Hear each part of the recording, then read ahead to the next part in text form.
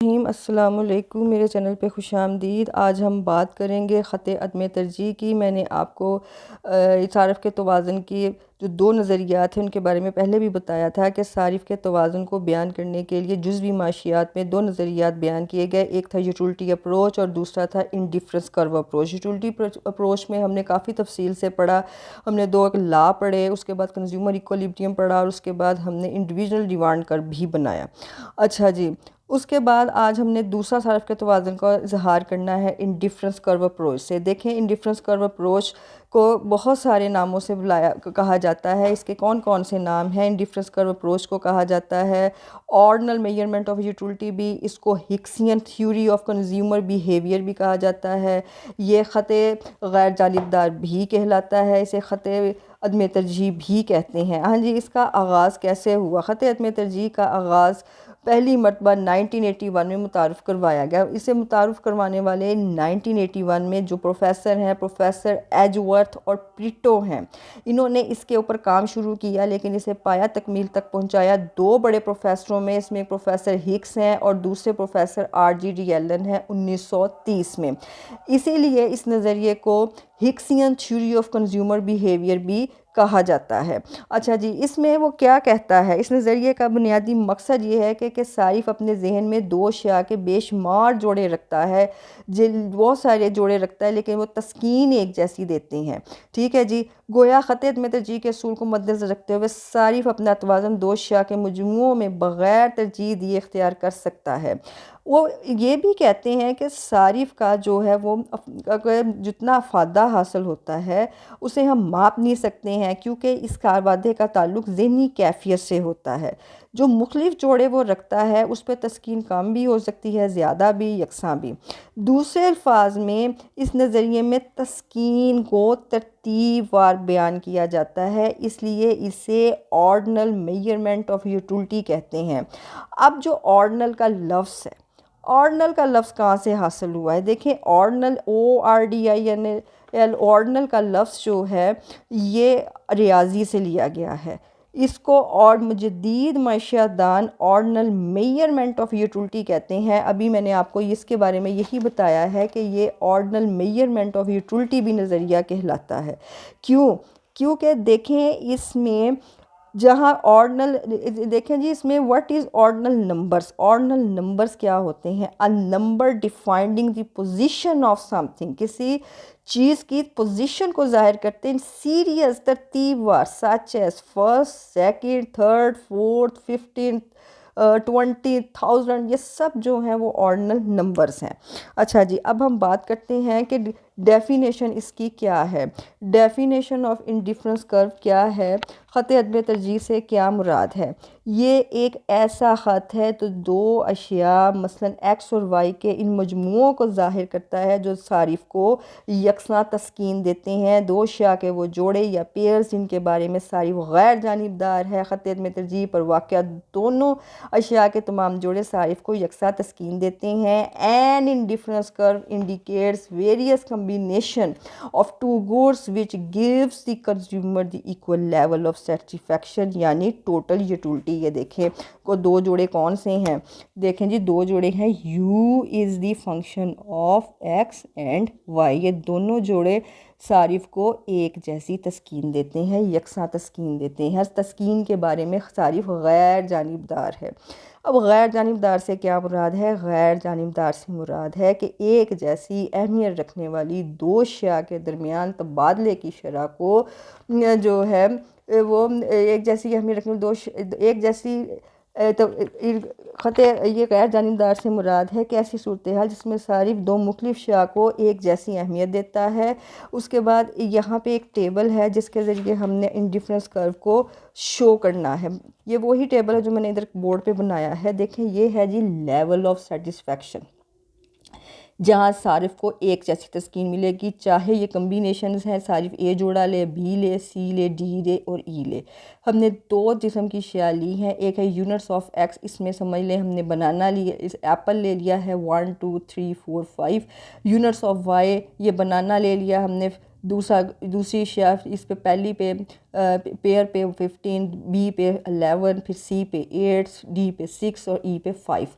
M R S से मुराद एक जैसी अहमियत रखने वाली दो अशिया को छोटी छोटी इकाइयों के दरमियान तबादले की शरह को एम आर एस यानी मुख्तम शरह इस्तबदाल कहते हैं। अच्छा जी, हर अगली इकाई पे एम आर एस गिरेगी। कैसे गिरेगी ये देखें एम आर एस का फार्मूला होता है, ये देखें M R S is equal to होती है D Y over D X less than है ज़ीरो के, या इसको हम लिखते हैं कि M R S is equal to delta Y over delta X less than है ज़ीरो के।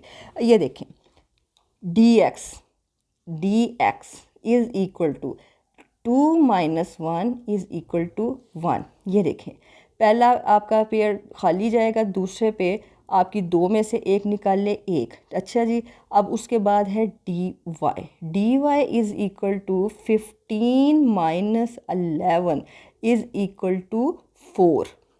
ठीक है जी, ये जो लिखी है ना जी 4:1, इसको मतलब ये है कि 15 में से 11 निकाले 4, ये आपका डी वाई, और दो में से एक निकाले डी एक्स, ये 1 है। अच्छा, ये जो हम इसको हमने 4:1 लिखा है ना, ये हम 4/1 भी लिख सकते हैं। अच्छा जी, फिर 11 में से 8 निकाले 3, 3 में से 2 निकाले 1, ये 3/1 भी लिख सकते हैं। अच्छा जी, 4 में से 3 निकाले 1, 8 में से 6 निकाले 2, 2:1 मतलब 2/1। 5 में से 4 निकाले 1, 6 में से 5 निकाले 1 यानी 1/1। ठीक है जी। अब ये जो लिखा है कि एम आर एस, देखिए हर अगले पेयर पे एम आर एस पहले से गिरती जा रही है। ये देखें M R S is equal to, देखें 3/1 लेस दैन है 4/1 के। ठीक है जी। उसके बाद M R S is equal to 2/1 less than है 3/1 के। हर अगली इकाई पे पेयर पे जो है वो एम आर एस पहले से कम होती जाएगी, यानी गिरती चली जाएगी। अब शक्ल के ज़रिए इसका इजहार करते हैं। इसकी शक्ल इंडिफरेंस कर्व की हम इस टेबल के ज़रिए शक्ल बनाते हैं। ये देखें, हमने यहाँ पर लेना है जी, ये देखें वाई एक्सिस, यहाँ पे हम वाई शै लेंगे और ये है आपका एक्स एक्सिस। ठीक है, यहाँ पे हम एक्स शै लेंगे, दो तरह की शै लेंगे। यहाँ पे हमने लेना है गुड एक्स और यहाँ पे हमने लेना है गुड वाई। ठीक है जी। ये देखिए एक्स है 1 2 3 4 एंड 5, ये ओरिजिन 1 2 3 4 एंड 5। अच्छा जी, ये 15 तक है 3 6 9 12 एंड 15। ठीक है जी, 3 6 9 12 एंड 15। अच्छा जी, देखें जी पहला पेयर ए लिया है उसने 1 एंड 15। ये देखें 1 एंड 15। दूसरा है 2 एंड 11। देखें आप शक्ल जो है ना 2 एंड 11 पेंसिल से और पैमाने से बनानी है आपने 3। अब नेक्स्ट है आपका 3 एंड 8। 3 ये 9 से थोड़ा सा नीचे 8। ठीक है। अब नेक्स्ट है आपका 4 एंड 6। ये है 4 एंड 6। ये टेढ़ा बन रहा है जी, आप लोगों को मैं तभी बार बार वीडियो में कहती हूँ कि पैमाने पेंसिल में। अब है जी 5 एंड 5, 6 से थोड़ा सा नीचे।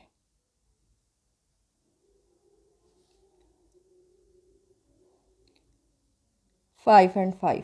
अच्छा जी, ये मिलाएं आप इन पॉइंट्स को।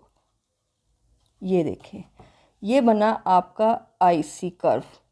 Point A, pair B, C, D and E. ये जो है ये देखें, ये वाला ये देखें, ये इतना आपको, ये है डी एक्स और ये शो करता है डी वाई को।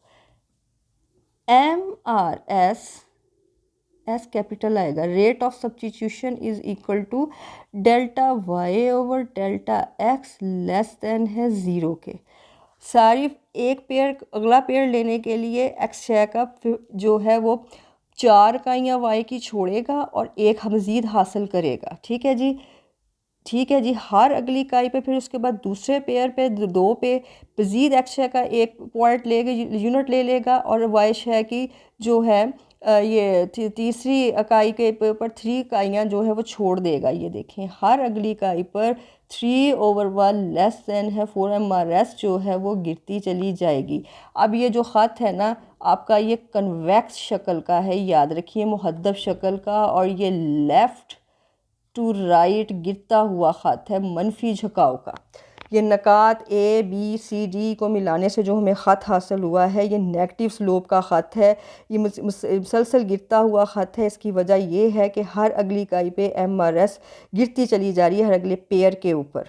ठीक है जी, और ये कन्वेक्स शक्ल का बनता है, लेफ़्ट टू राइट गिरता हुआ। अब इसके पेयर्स जो हैं वो यहाँ पे शो अगर आप करें, ए पेयर, ये देखें, A pair is equal to 1 and 15 is equal to तस्कीन की शरह एक, जैसी मैंने पहले भी बताया है, ये 15 है जी,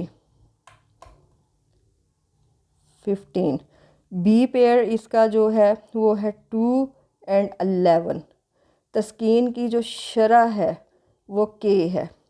ये सी के ऊपर इसका पेयर जो है वो है जी इसका 3 and 8 और के। 4 डी पे आपका जो है ये है जी 4 and 6। तस्कीन आपकी एक जैसी, हर नुक्ते पे तस्कीन एक जैसी सारफ को मिल रही है पॉइंट पे। और ई जो है वो पेयर पे आपका है जी 5 and 5, तस्कीन की शरह के है। ठीक है जी, ये है। आज नेक्स्ट जो है वो हमने माइनर रेट ऑफ सब्स्टिट्यूशन को बहुत डिटेल से पढ़ना है कि आखिर ये है क्या। इसके बारे में अभी सिर्फ मैंने आपको इतना ही बताया है कि एक जैसी अहमियत रखने वाली 2 अशिया की छोटी छोटी इकाइयों में तबादले की शरह को MRS कहते हैं। 2 अशिया के दरमियान तबादले की शरह को मुख्तम शरह इस्तेबदाल मार्जिनल रेट ऑफ सब्स्टिट्यूशन कहते हैं। यानी एक्स शय की किसी एक मज़ीद इकाई को हासिल करने के लिए वाई शय की जितनी इकाइयाँ छोड़ता जाता है इसे माइनर रेट ऑफ सब्स्टिट्यूशन कहते हैं। अगर आपको ये लेक्चर पसंद आया है तो इसे लाइक कीजिए, शेयर कीजिए, अपने कमेंट में राय का इज़हार कीजिए। प्लीज़ सब्सक्राइब ज़रूर किया कीजिए अगर आप लेक्चर से मुस्तफ़ीद होते हैं। अल्लाह निगहबान।